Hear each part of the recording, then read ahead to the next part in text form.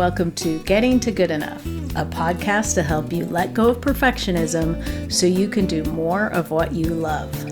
I'm Shannon Wilkinson, a life coach in Portland, Oregon.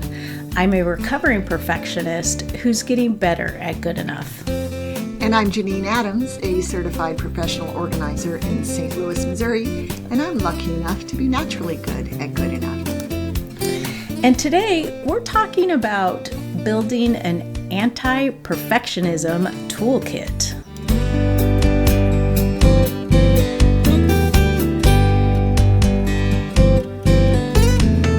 Hey Janine. Hey Shannon, how you doing? I'm great. How are you? I'm good too. I'm enjoying some spring temperatures in St. Louis today. Nice. Yeah. Feels like spring might actually come. No, that would be great. Do you have blue sky? We did yesterday. Today it's gray. Or maybe, I don't know. I've been at my computer all day long with my back to the window. So it may have been blue. It may have been blue earlier today. I think it was when I walked Bix. It was all blue. But now it's gray. Oh, well. It's okay. At least you had a little bit of spring-looking weather to go along with the spring-feeling weather. That's right. Well, today we wanted to talk about building an anti-perfectionism toolkit. I know, it's intriguing, isn't it? I know. I wonder what we'll say. I know. Well, we came up with this idea because we were talking about how we use the things we talk about over and over again and how handy it is to have all these possible techniques and ideas to try when we're feeling stuck. Right. Like in how sometimes we can be going great guns with one thing and then it stops working. And so if we curate our toolkit of different ideas that we can turn to when that happens, I think it's great. Yeah. Yeah, it also sort of just embracing this idea helps you remember that not everything is going to work for forever. Like you may have great success with, using the mantra, let it be easy for a while, and then there's going to be some point where that isn't the thing that gets you over the hump. And I mean, not that wouldn't work all the time. I was going to say, you just struck terror in my heart. It's a terrible example. Let it be easy has been working for me for what, 20 years? Okay, wow, all right. Okay, you're right, though. Someday it may not be what I need, and then it would be nice if I didn't mean you in particular. Oh, okay. I meant, like our listeners who embrace that and find it helpful, and then one day maybe that won't be the help that they need in that moment. Right. So it's nice to have other options. Right. Yeah. Right. And to know in advance that to accept, except for in my case with Let It Be Easy apparently, but it's nice to be in a mindset where you know that it's not a failure if something stops working for you. Exactly. Yeah. I think just knowing that it's not just a possibility, it's an inevitability, not with Let It Be Easy, but with anything else. Right. And just knowing that that's just part of the cycle. Mm-hmm. And having other things that you can try to help move you past whatever, perfectionistic tendency is keeping you stuck.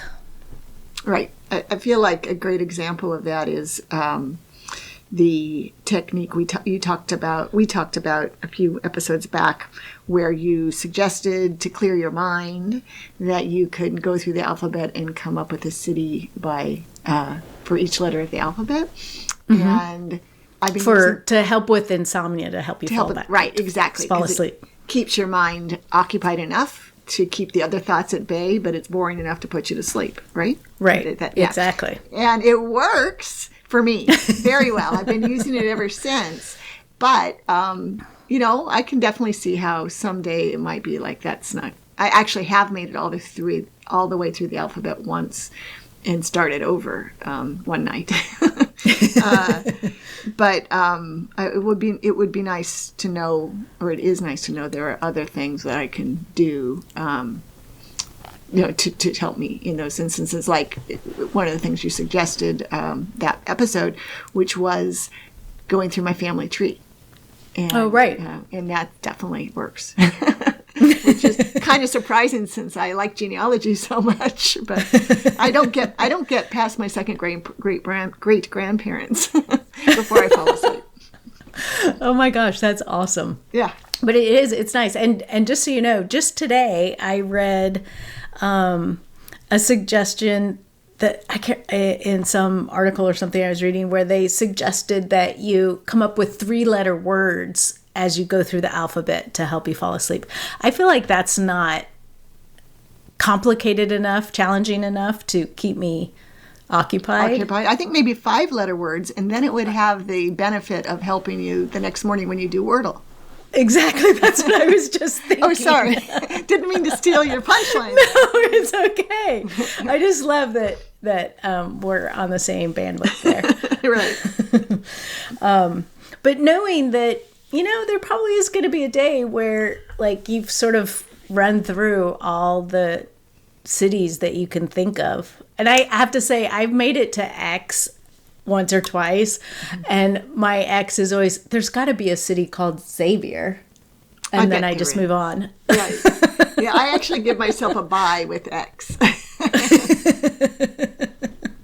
But I tell you, what I do is, what I've done is, maybe I already told you this, Shannon, is sometimes I'll make it harder, and I'll make it a city in Washington State that starts with those letters, or a city I have visited that starts with those letters, or a city I haven't used yet in this exercise, because it gets too unengaging if I allow myself to repeat the same ones each time.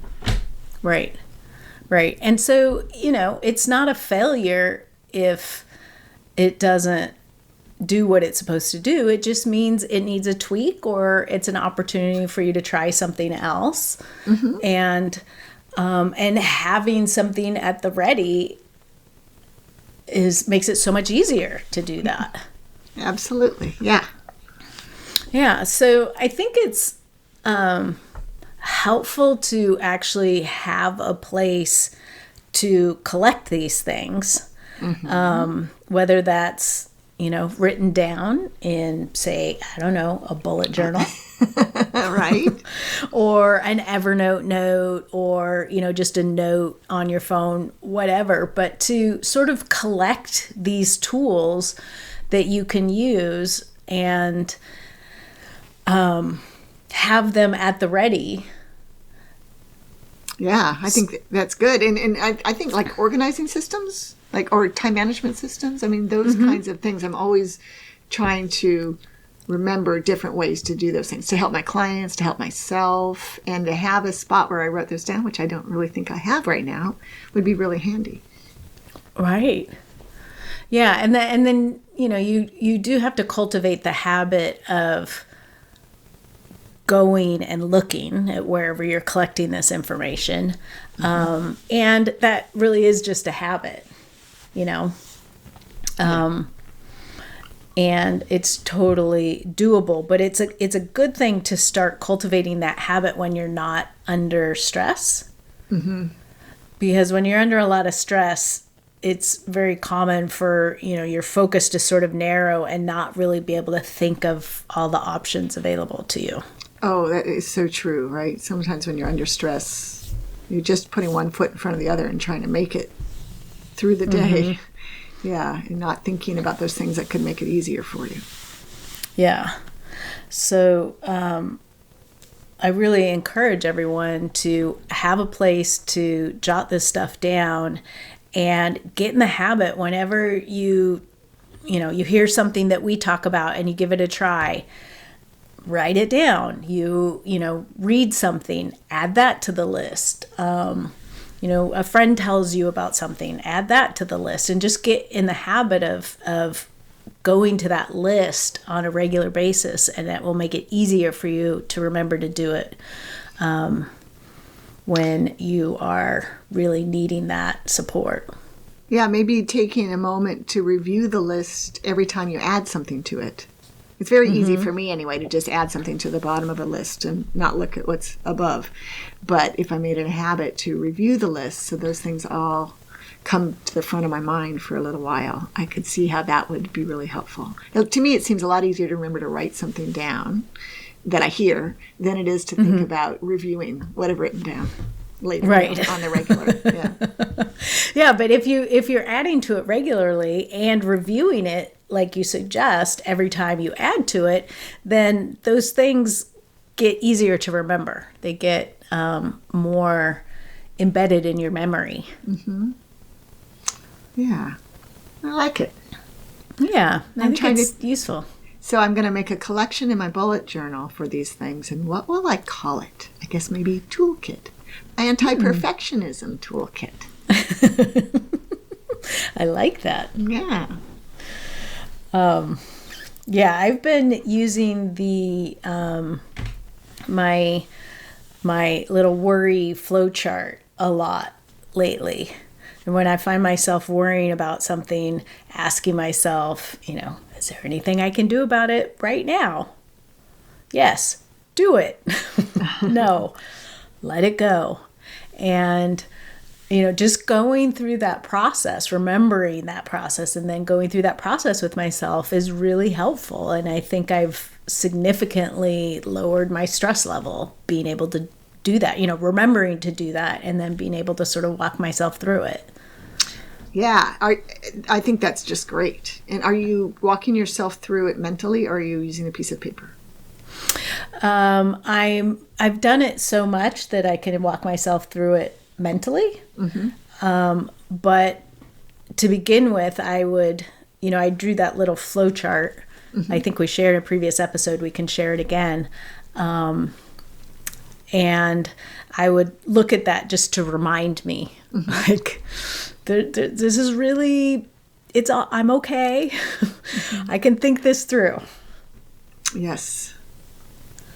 Yeah, that's an excellent reminder. It's great. I'm glad that's working so well for you. Thanks. Me too. Glad you have such a good tool, Shannon. Oh. Yeah. Well, necessity is the mother of invention. No, I think that actually came out of a coaching session. I was talking to a client and they're like, that's really helpful. And then I started sort of finessing it a little bit and realized it's just a couple of very easy steps, but what an excellent tool to have in my toolkit. Yes. Yeah, that's great. Yeah. And we've joked about this a lot, but we don't remember half the things that we say in the podcast. So that's for sure. Yeah. So it would be very surprising that they would stick in listeners' minds, even better. So understanding that there's nothing wrong with you if you don't remember and you find it helpful to write it down. That just means that you're a normal human being with a lot of things in their head. Right. I don't remember in the week or 2 weeks between when we record and when I listen to the show. So, let alone months or years from now. Well, and to tell a story on myself, I came up with the title of this episode and then didn't remember in 15 minutes later what we had said we were going to call it. No. Luckily, I was taking notes during that conversation because I can't remember anything either. And I had it right there. Yeah. So, totally normal if it doesn't come to you when you need it. Right. So we would love to hear from you, our listeners. Do you have a toolkit? Where do you keep it? And what do you add to it? You can let us know on Facebook and Instagram at Getting to Good Enough. On Twitter, we're at GTG Enough. You can go to the show notes and leave a comment at gettingtogoodenough.com. Or you can call us at 413-424-GTGE, that's 4843, and leave us a voicemail. Until next time, this is Shannon Wilkinson in Portland, Oregon. And Janine Adams in St. Louis, Missouri. And we hope that good enough is getting easier for you.